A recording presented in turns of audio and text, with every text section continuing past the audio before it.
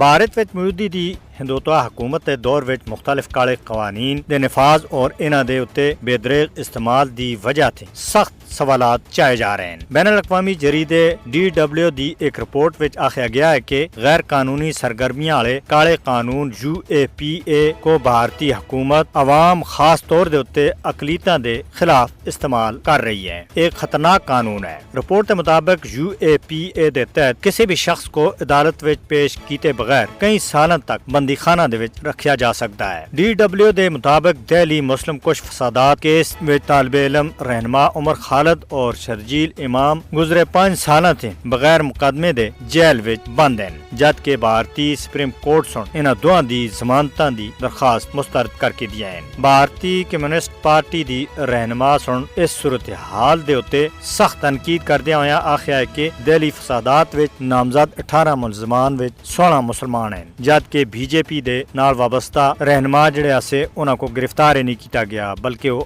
آزاد پھر رہے ہیں۔ DW دی رپورٹ وچ انسداد دہشت گردی دے متنازع کالے قانون پورٹا دے ماضی وچ ہونے والے غلط استعمال دا بھی حوالہ دیتا گیا ہے۔ اس کے علاوہ ایمنسٹی انٹرنیشنل انڈیا دے سابق سربراہ آکار پٹیل سن بھی UAPA دی مبہم شقاں دے اتے سخت تحفظات دا اظہار کیتا ہے۔ اس رپورٹ وچ آخیا گیا ہے کہ قومی سلامتی دے نام دے اتے مقبوضہ کشمیر وچ ریاستی اقدامات دے اتے بھی انسانی حقوق دی تنظیماں مسلسل سوال چاہ رہی ہیں۔ ماہرین دا بھی آخنا ہے کہ مودی حکومت متنازع قوانین کو اختلاف رائے اور اقلیتاں دے خلاف ایک ہتھیار دے طور دے اتے استعمال کر رہی ہے، جس کے اثرات نہ صرف بھارت بلکہ پورے خطے وچ محسوس کیتے جا رہے ہیں۔